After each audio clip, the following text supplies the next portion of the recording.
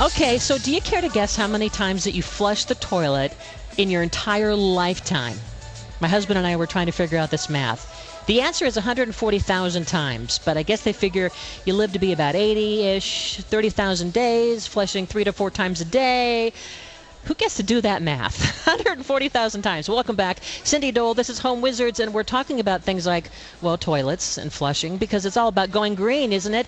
The Go Green Expo, that's where we are at the LA Convention Center. We're in the South Hall, and we would love for you to come by and say hello. We're at the splashy KFWB booth with the promotions team who have all kinds of things to give away. But more important than that, we're about you and helping you enjoy those spaces you call home better, and that includes saving money, right, and saving energy. And when you think plumbing, how can you not think about water? Did you know that the same water that we're drinking is the same water the dinosaurs would splash around in?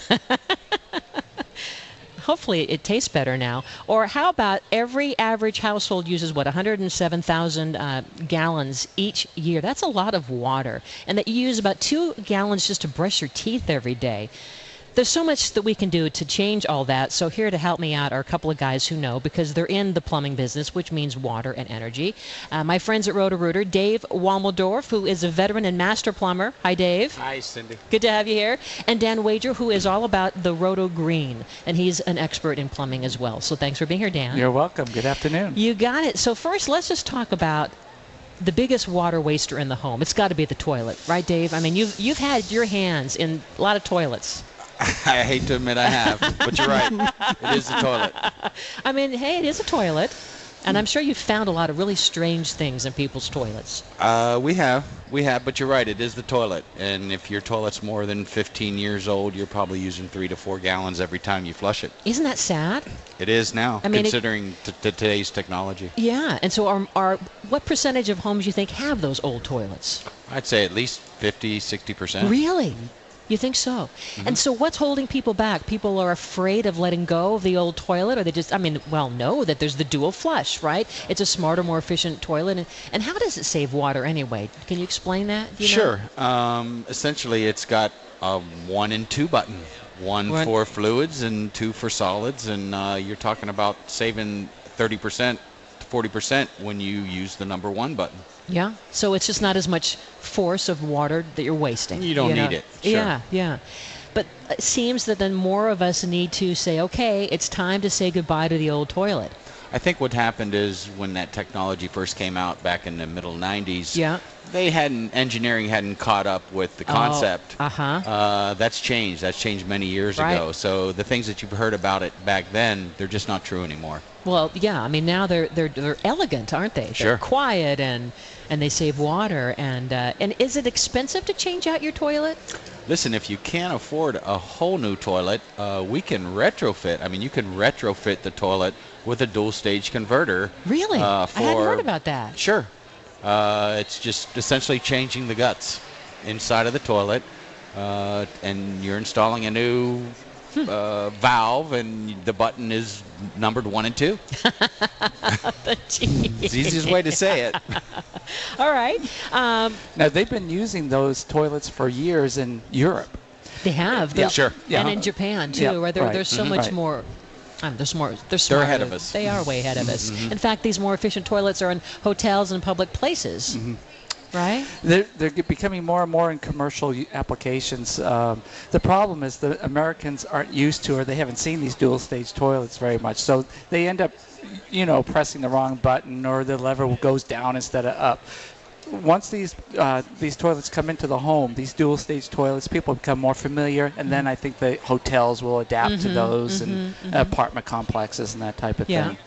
And so when you go into a home and change out the homeowner's toilet, right? Do you ever check back with them and say, hey, how much water are you saving? Or are you seeing the difference on your water bill?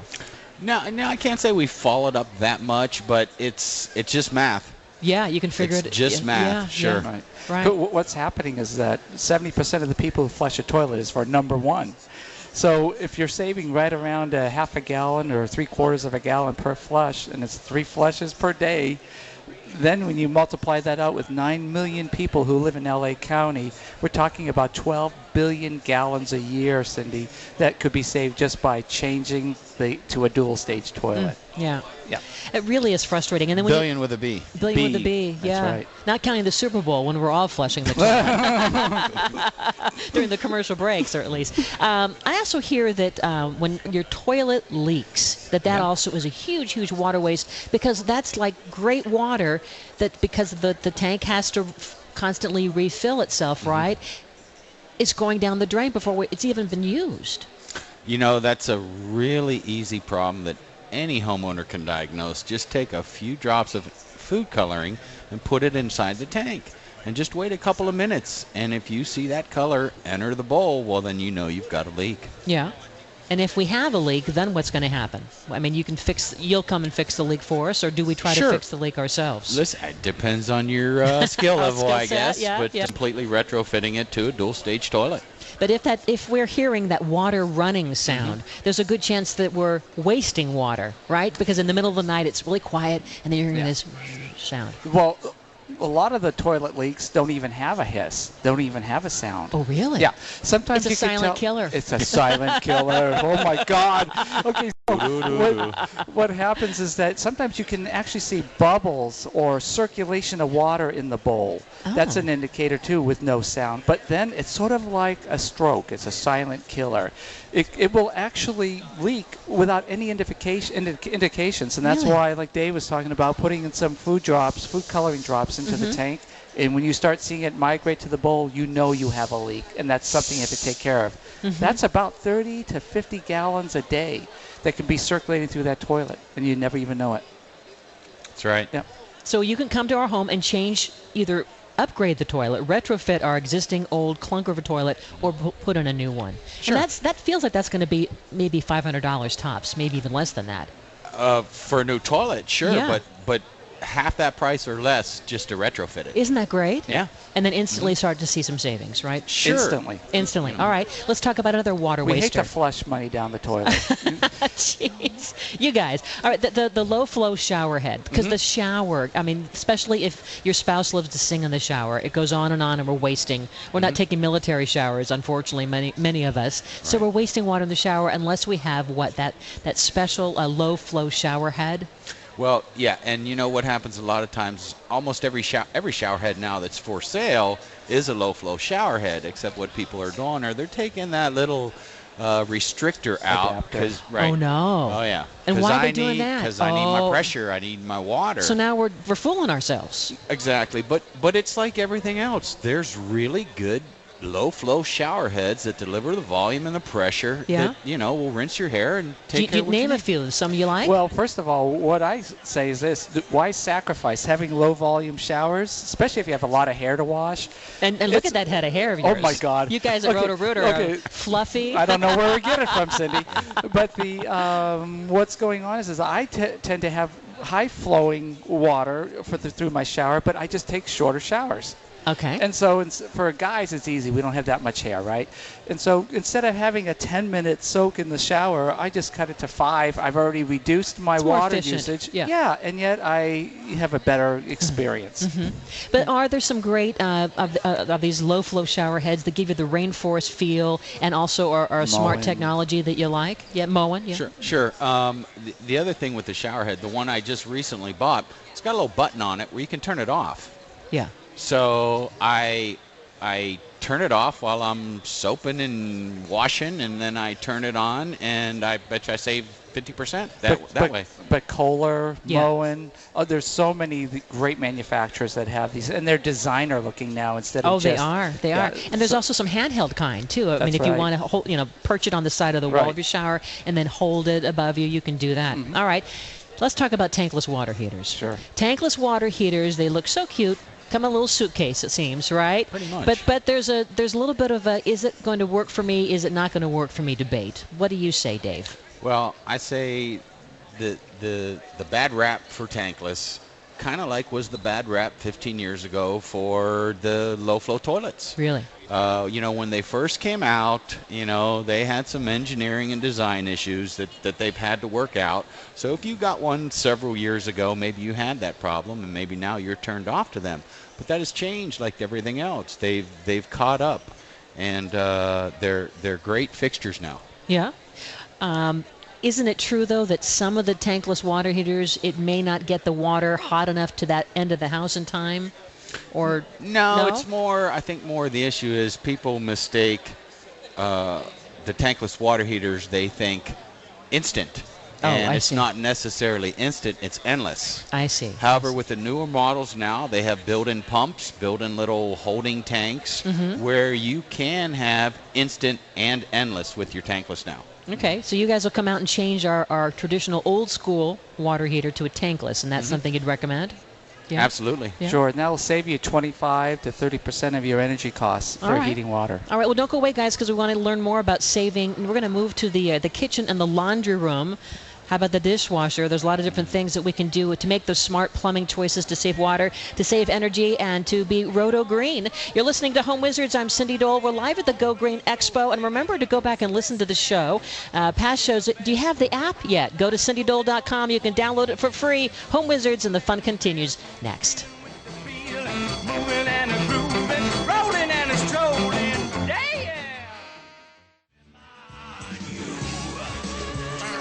Oh, come on, Seth. This is the best part. It's from Sesame Street. All right. Well, that's the message. Cindy Dole here. Yeah, there they are, the characters from Sesame Street talking about saving water. Whatever you're saving, it's all about going green at the Go Green Expo here at the LA Convention Center. And, you know, we talk about the green message a lot here on the show because it's all a very vital part about enjoying our lives more, saving money, saving energy, saving the environment. And so we're getting a little smarter here together. And thanks for sharing part of your Saturday with me. So we're talking specifically right now about plumbing and what that can mean in terms of making your home more efficient. Of course, plumbing and water go hand in hand. Toilet and toilet.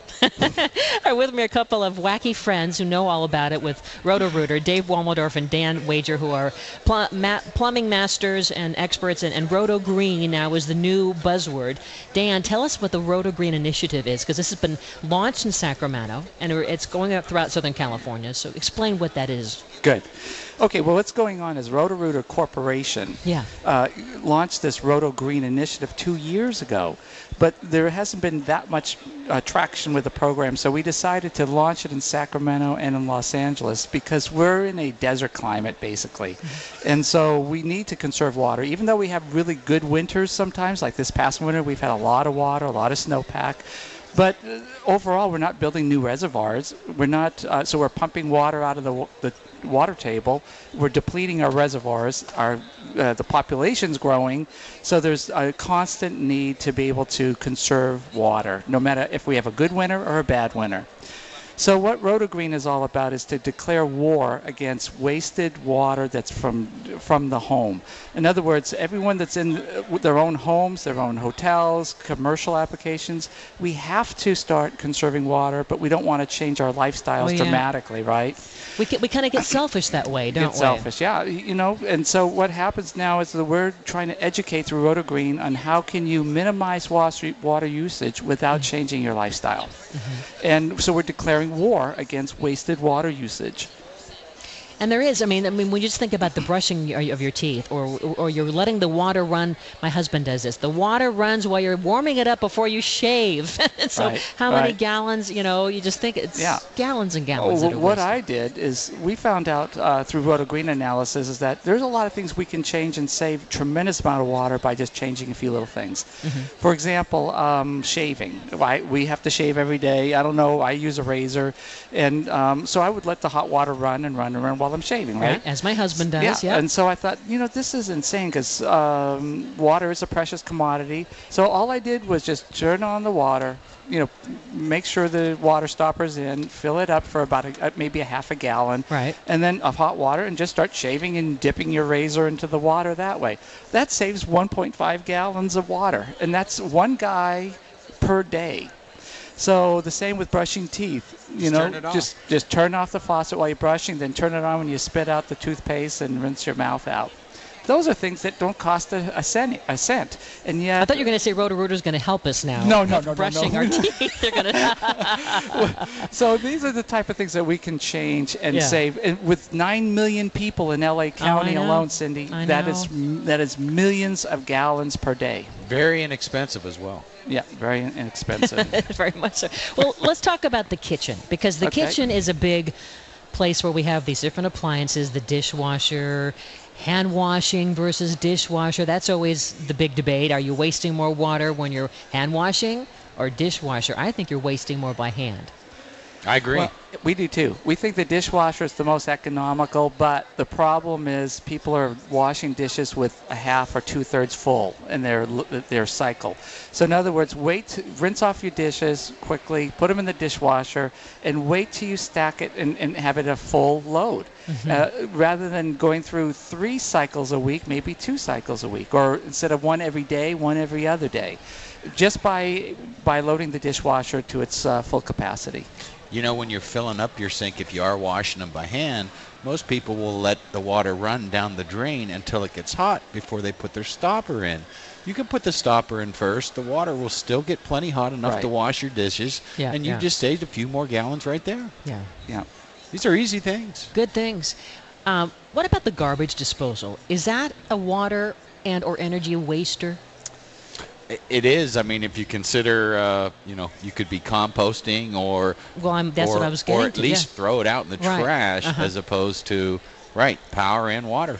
Sure. Are you getting a lot of requests for people to have a compost?